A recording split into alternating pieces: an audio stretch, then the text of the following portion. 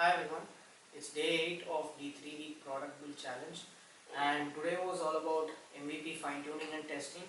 So initially I first went through the Kahoot setup. Initially I set up my own quiz, a dummy quiz, and then I played it on my own to see how the entire setup functions, and understood the restriction that only in the free tier setup only 10 people can play at a time. So then it comes down to the scenario that uh, one MVP test duration is going to be limited to only 10 users. So that's one constraint that I have now. Um, and once that was done, once I was done with the basic setup, then I started finalizing the questions since I was not very happy about it yesterday. Um, Still, I'm not sure if I'm happy about it, but at least I don't want to spend any more time trying to do that, trying to perfection it. So questions is done, and after the questions, initially I had the plan to have case studies at the end. So we have one case study for each section now, so that is also finalized. And I also finalized the overall structure, right? So initially I thought of having, after the intro, I thought of having 10 questions per section, and then the case study and then the exercises, each containing uh, 10 questions from each stage, which then contributes to around 50 questions. So 50 questions initially and then 50 questions at the end. Um, Initially I felt that it was too much, but I thought it would be accomplishable. But then while I was going through this Kahoot, it asked for time per question that it should stay, and just then it struck me as to whether I had left sufficient time for people to absorb the question and then answer it. So again, when I started revisiting it, I felt that they should at least need 30 seconds interval to understand the question, absorb it, and then answer it. So when I again went down with that case, then the total time period went up to almost an hour, sometimes more than an hour, which was undesirable. My cutoff was 30 minutes and maximum 45 minutes, and I didn't want to elongate more than that. Already I think I've had an experience with user research planning with a set of questions and then making them answer and it getting extended. So here it's not going to be the same thing because that was open-ended and this is close-ended. So we don't necessarily will have any sort of problem with that. But anyway, point being, I wanted to restrict it to 30 to 45 minutes. So I brought it down from 10 questions per section to 5 questions per section. So now the approximate timeline is around 45 minutes, 45 to 50 minutes. The planned timeline is 45 minutes because I've considered a little bit of buffer time everywhere. Sorry, 50 minutes, since I've considered a little bit of buffer time everywhere. I'm pretty sure that it will come down to 40 to 45 minutes. But I'm also sure that the buffer time will also get used up somehow, one way or the other. But yeah, 45 minutes was the target, 15 minutes, I think it's still okay.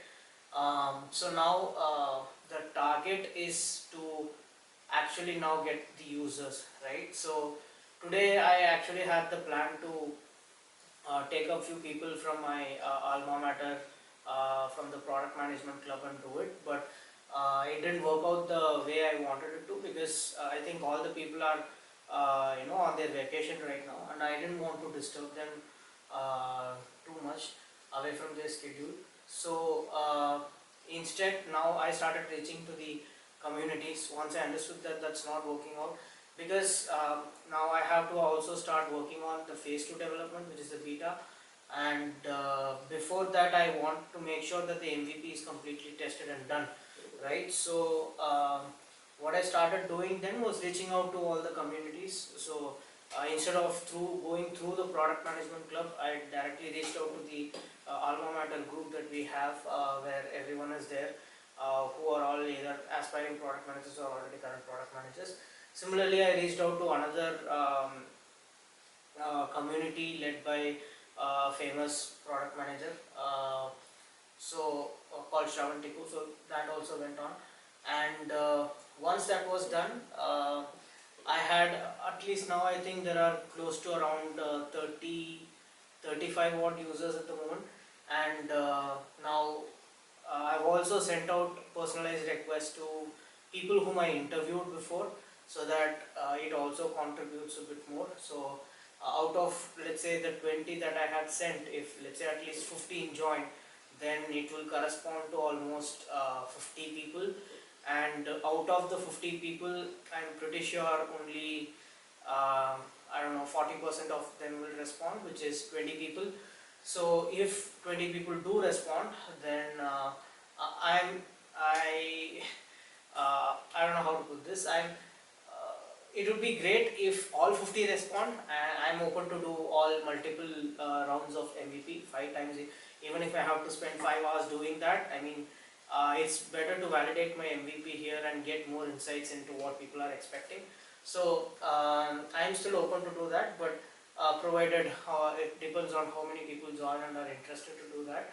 So once that is done, I think yeah. So I also reached out to yeah, I think that I said people whom I interviewed. So we have a good amount of user base right now. The major reason I wanted to do this was, again, now this is the major point. So now that I have a good amount of first I have done a good amount of user research and user interviews with around 25 or 25 plus people. So I have a decent amount of data that I was able to gather in the 2 days time that I had. But now I need a lot more feedback, right? So now is the critical time when I need feedback. And even though I have planned like one version release, the beta release on the end of this week, possibly what I will try to do is go a little bit more extreme agile and try to have multiple iterations of the product, and if not maybe possible at least one version in 2 days, kind of an agile is what I'm having in mind.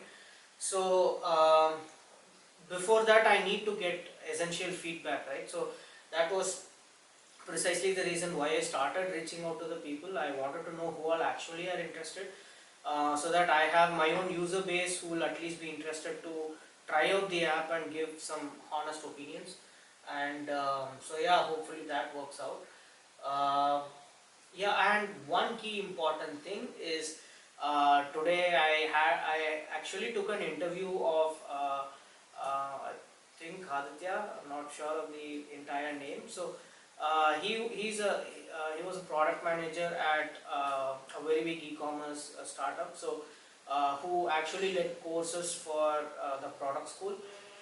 So I reached out to him. I had reached out to him, and we had a call today.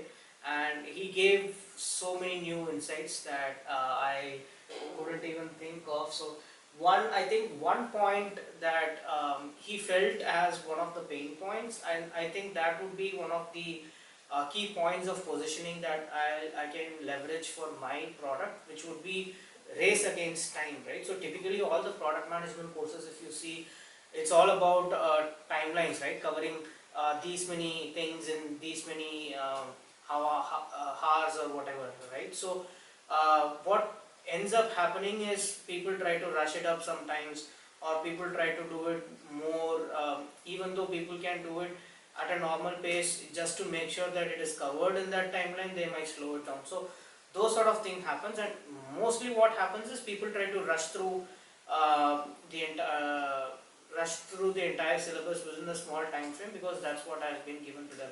So it's almost a race against time, right? So what I think I will do better is, I mean, yeah, in our case, then if it is going to be a game which people can play at a time and day that suits them the best, then they have a whole lot of you know leverage to do what they want at their own pace, right? So while it is very similar or very close to the case of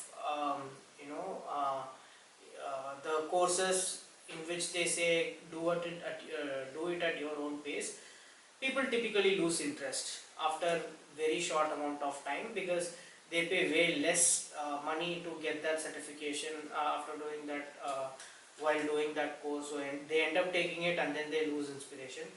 But in case of actual cohort based courses, they are paying more, so the willingness to listen and learn things are much more higher. But on the other hand, people rush it up in this case. So how my kind of my product will be a better value addition here is that you can do it at your own pace, and at the same time you're not going to be bored and you're not going to back out, because games by I mean, it's a hypothesis and hopefully that happens, that games are typically way more engaging and interesting to do. So you're not going to lose interest, you're not going to lose interest on learning a new language through Duolingo, right? Because it keeps you a lot of engaging. So as long as you hit the product right, I think it will work out very well. So that was one. And yeah, he gave several more pointers, and which I have noted them down, and I'm trying to see if I can incorporate any of those into my the MVP that I'm developing, the hypothesis testing that I'm doing, validation. But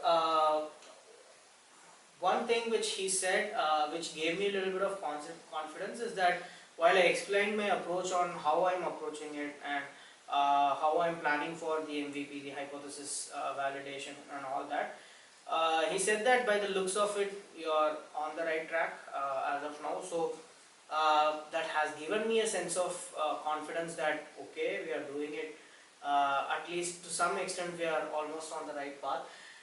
Except the fact that I wanted to complete the MVP launch and analysis by today, which again I think will get extended to tomorrow.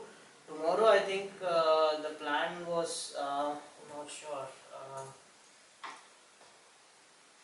Overall idea that I had in mind was tomorrow will be some sort of learning activity, because if I'm actually planning to develop some sort of a game, then it should be based out of GDevelop, because I think that's the best no-code open source tool I've found so far. While there is Unity and all of those stuff, I think the learning curve for that is much more higher, and that is meant for a different purpose, which is for more of 3D kind of a games.